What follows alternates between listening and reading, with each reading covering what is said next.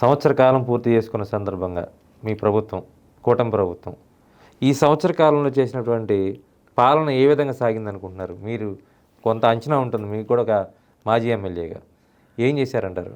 చంద్రబాబు గారు అధికారంలోకి రాకముందే ఎప్పుడైతే ఆయన అన్యాయంగా అక్రమంగా రాజమండ్రి జైల్లో మీరు 53 రోజులు పెట్టారో ఆ రోజే ఇక గవర్నమెంట్ చంద్రబాబు గారిది అనేది వచ్చేసింది.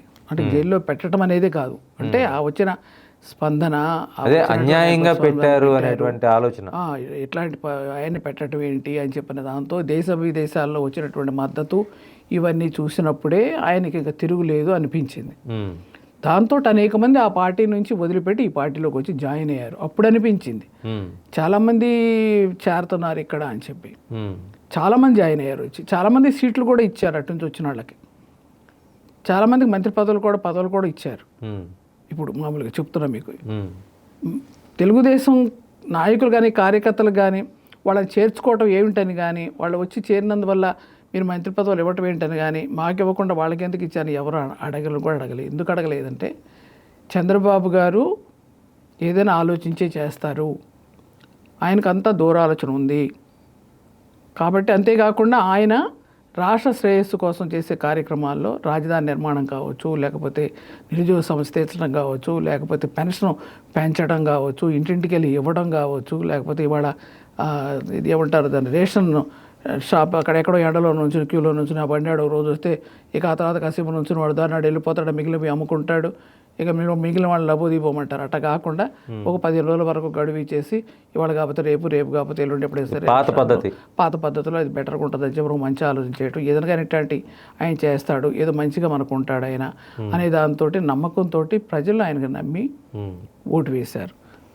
ఓటు వేసినందుకు ఆయన ఖచ్చితంగా గవర్నమెంట్లోకి వచ్చిన తర్వాత ఏదైతే నమ్మకాన్ని నిలబెట్టారో దానికోసం ఖచ్చితంగా రైతాంగ సంక్షేమం కానీ, లేకపోతే సోలార్ సిస్టమ్ కానీ దానికి రాయితీలు ఇవ్వటం కానీ, తర్వాత గ్రామాల్లో నీటి కొరత తీర్చడం కానీ, అప్పుడు కనుక ఆ రోజుల్లో కొన్ని పెట్టారు ఆయన. సెంట్రల్ గవర్నమెంట్ స్టేట్ గవర్నమెంట్ ప్రోత్సహించడం కూడా ఉంటుందండి, ప్రచారం చేయడం కూడా బాబు గారు ప్రతి మీటింగ్లో చెప్తున్నారు.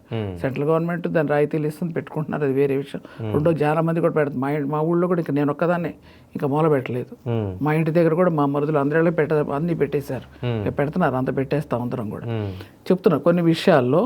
అట్లాగా చంద్రబాబు నాయుడు గారు ఇక మహిళల విషయంలోనే కాదు, ఇక ఇప్పుడు వచ్చినటువంటి కార్యక్రమాలు చేసే ఏదైతే ఆయన ముఖ్యంగా రాజధాని మీద ఫోకస్ చేశారు ఆయన. దానికోసం ఆయన తపనంతా. ఎందుకంటే 5 ఏళ్ళు పోయింది కదా, రాజధానిలో నిర్మాణాలన్నీ ఆగిపోయినాయి కదా, కొన్ని పునాదుల్లో కొన్ని. అప్పుడు నవనిర్మాణం అనేవాళ్ళు చంద్రబాబు గారు, మీకు గుర్తుండి ఉంటుంది. ఏంటి నవనగరాలు, నవనిర్మాణం అంటే నగరాలనే కాదు, నూతనమైనటువంటిది మొదటి నుంచి ఎత్తుకుంటున్నాం అని చెప్పిన, అంటే నవనిర్మాణం అని చెప్పిన అనేవాళ్ళు బాబు గారు. ఇప్పుడు పునర్నిర్మాణం, అప్పుడు నవనిర్మాణం. మోడీ గారు వచ్చి ఫౌండేషన్ వేసిన తర్వాత మొదలుపెట్టింది నవనిర్మాణం, అప్పుడు పునర్నిర్మాణం కాదు. ఎందుకంటే మనం విడిపోయి వచ్చాం, తాడు బొంగరం లేకుండా, ఒక బల్లా కుర్చీ కూడా లేకుండా వచ్చారు బాబు గారు. మీకు గుర్తుందో లేదో, ఇక్కడ గుర్తు చేసుకోవాలి. ఇప్పుడు చెప్పబోయే ముందు బాబు గారు ఇప్పుడు ఏం చేస్తారనేది మీకు గుర్తు చేయదలుచుకున్నాం. వస్తున్నప్పుడు మనకి ఏమైనా ఇచ్చారండి? నిన్నేదో ఒక బిల్డింగో ఏదో ఇంకోటి ఏదో రావాల్సి ఉంది అని చెప్పని ఏదో మాట్లాడారు. హైదరాబాద్ ఇంకేదో మన ఈక్వల్స్ ఉమ్మడి ఏదో 1-2 ఉన్నాయని చెప్పని. ఏముందండి, ఏమి ఇచ్చారు మనకి? ఆఫీసులు అన్ని ఆఫీసులు ఇక్కడ తెచ్చుకున్నా కూడా కొన్ని ఏదో 1-2 మిగిలినాయి, అంతేగాని దాని బదులు డబ్బు ఇవ్వటం కానీ నష్టపరిహారం ఇవ్వటం కానీ పెద్దగా మనకేం రాలేదు నాకు తెలిసినంత వరకు. తీసుకోవాలి మేడం, మీరు మన హక్కు కదా అది. అదే ఇంతవరకు కూడా కేంద్ర ప్రభుత్వం చేయాల్సిన అవసరం ఉంది, స్పెషల్ ప్యాకేజ్ ఇవ్వాల్సిన అవసరం ఉంది, వాళ్ళు ఎక్కువ నిధులు ఇవ్వాల్సిన అవసరం ఉంది, తెలంగాణ కన్నా మనకు ఎక్కువ నిధులు ఇవ్వాల్సిన అవసరం ఉంది. కాబట్టి అదొకటి ఆలోచించాల్సిన విషయమే. కానీ చంద్రబాబు నాయుడు గారు ఆ రోజున వచ్చి విడిపోయి ఈ రాష్ట్రానికి వచ్చినప్పుడు ఆయన ఉంది ఎక్కడో తెలుసా అండి, ఇరిగేషన్ ఆఫీస్. ఇప్పుడు గవర్నర్ గారు ఏదైతే బంగ్లాలో ఉన్నారో కొన్ని గదులు కట్టించారు కాబట్టి కొంత గవర్నర్ బంగ్లాగా కొంత చేశారు, దాన్ని బాగు చేశారు, రెనోవేషన్ చేశారు. దానిలో ఉన్నారు బాబు గారు, అదే సెక్రటరియట్ బాబు గారికి. మీరు ఆశ్చర్యపోతారు, మీకు గుర్తుందా? గుర్తుందండి. దాంట్లోనే చంద్రబాబు నాయుడు గారు ముఖ్యమంత్రిగా అదే సెక్రటరియట్గా పాపం దానిలో ఉన్నారు. సరే, ఇక మంత్రులు అక్కడక్కడ ఇల్లు తీసుకుంటా పోయి అద్దెలకు తీసుకుంటే అక్కడక్కడ అద్దెలకు తీసుకున్నారు, వాళ్ళు ఉన్నారు. చకచక ఎప్పుడు కట్టారు? కన్ను మూసి తెరిచే లోపల రాజధానిలో మన సెక్రటరియట్ వచ్చేసింది, ఉమ్. అవునా? అవును. అసెంబ్లీ బిల్డింగ్లు తయారైనాయి, ఉమ్. కౌన్సిల్ బిల్డింగ్లు తయారైనాయి. ఉమ్. ఇది ఆయన టైంలోనే 1 year మనం వెళ్ళాం కదా. వన్ ఇయరే మేడం. నేను అప్పుడు ఎమ్మెల్సీగా ఉన్నాను, ఉమ్. అయిపోయింది, అప్పుడే నాది అయిపోయింది. మహిళా కమిషన్ చైర్మన్గా ఉన్నా. అవును. నేను అడుగుపెట్టలేకపోయాను అసెంబ్లీలో, కౌన్సిల్, మండలిలో. ఉమ్. ఎందుకంటే నేను అప్పుడు లేను, నాకు ఎమ్మెల్సీ రాలేదు. ఉమ్. రెండోసారి, ఒకసారి వచ్చింది అప్పుడు. అయితే నేను వెళ్ళేదాన్ని, మా కమిషన్ చైర్మన్గా ఇచ్చారు బాబు గారు, వెళ్తుండేదాన్ని. అసలు ఎంత త్వరగా కట్టారండి. ఉమ్. సరే బాబు గారి తాత్కాలికమైంది ఇది అనుకోకండి, చాలా గొప్పగా నేను కడుతున్నానని ఆయన అంతా చూపించారు. ఉమ్. దాని దురదృష్టమో అదృష్టమో కానీ మన గవర్నమెంట్ రావాల్సిందే. ఆయన పాపం ఇంత చకచకా చేశాడే, ఇంకా కష్టపడ్డాడే, విడిపోయిన రాష్ట్రానికి ఏమీ లేకుండా వచ్చాడే, కుర్చీ లేదు కూర్చోడానికి, ఒక బలా లేదు, ఒక ఆఫీసు లేదు, ఇరిగేషన్ ఆఫీసులో ఉన్నాడే, ఆయన ఎంత శ్రమ పడ్డాడు, ఎంత కృషి చేశాడు పాపం అని చెప్పి నేను అనుకుని, ఇంకా గెలిపించాల్సింది పోయి నమ్మి పోయి తీసుకొచ్చి ఈ మహానుభావుడిని పెట్టుకున్నారు. ఉమ్. బాబు గారిని ఓడించారు. ఏమైంది? ఆ రాజధాని సంగతి ఎత్తకుండా అసలు రాజధాని లేదని. చివరికి పార్లమెంట్లో, రాజ్యసభలోనూ మీ రాజధాని ఏది అంటే ఎక్కడ ఎగతాళి చేసే పరిస్థితికి వచ్చాం మనం. అమరావతి అని చెప్పుకోవడానికి లేదు, రాజధాని ఉందని చెప్పడానికి లేదు, లేదని చెప్పడానికి లేదు. చివరికి అదృష్టం బాగుండి మళ్ళీ చంద్రబాబు గారు రాబట్టి, ఉమ్. లేకపోతే అక్కడ కూడా కూటమి ప్రభుత్వం రాబట్టి, ఇప్పుడు అనుకూలమైనటువంటి ప్రభుత్వం కేంద్రంలో ఉంది కనుక, అలాగే పవన్ కళ్యాణ్ గారి నాయకత్వంలో జనసేన కూడా సహకరిస్తుంది కాబట్టి ఇప్పుడు మళ్ళీ పనులన్నీ మొదలుపెట్టారు. మీరు అన్నారు ఏం పనులు మొదలుపెట్టారంటానికి ఇదంతా ఎందుకు చెప్పానంటే, జీరోగా ఉన్నటువంటి ఆంధ్ర రాష్ట్రాన్ని మొన్న పోయిన గవర్నమెంట్ జీరోగా చేసింది. ఏం చేయలే, ఉమ్. ఏమీ కట్టలేదు ఉమ్. అసలు. ఉమ్. కట్టకుండా ఏమీ చేయకుండా అట్లా చేసి ఇవాళ వాళ్ళు దిగిపోయిన తర్వాత కూడా సహకరించకపోగా ఇంకా వ్యతిరేకతతో మాట్లాడము, ఏదేదో మాట్లాడడం చేయడమే కాకుండా ఇంత తెనాలు వచ్చి వెళ్ళిపోయాడు చూడండి, అక్కడ పిచ్చి పనులు చేసుకోవడానికి పనికొస్తున్నారు తప్ప ఇంకేం లేదు. అయితే చంద్రబాబు గారు మాత్రం తాను చేసే కార్యక్రమాలు తాను చేసుకుపోతూ ఉన్నారు. ఉమ్. ఎంత చేసుకుపోతున్నారంటే మంత్రులు కానీ వాళ్ళని కానీ మీరంతా జాగ్రత్త,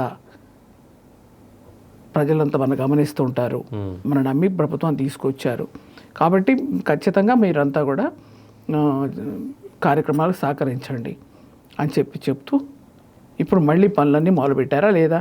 రాజధాని పనులు మొదలైనవి కదా. ఉమ్. మరి ప్రధానమంత్రి గారిని తీసుకొచ్చి మళ్ళీ మనం కొన్ని ఫౌండేషన్ వేయించారు కదా, ఉమ్. పునర్నిర్మాణం పెట్టారు కదా. అప్పుడు నవనిర్మాణం కోసం వచ్చాడు ఆయన, మొన్న పునర్నిర్మాణం కోసం వచ్చాడు ఆయన మోడీ గారు.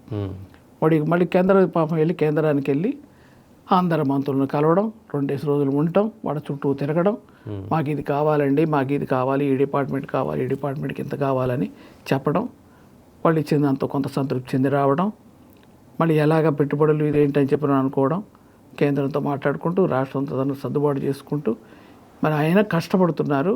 ఆ కష్టపడే దాంట్లో ఖచ్చితంగా ఇవాళ జరిగేటువంటి ఈ పెన్షన్ ఇచ్చే విధానంలో కానీ, ఇంటింటికి దిగి పెన్షన్ ఇవ్వటం కానీ, తర్వాత కొంతమందిని ఎంకరేజ్ చేయటం కానీ, సహకరించండి మీరు అని P4 మీరు చూశారు కదా.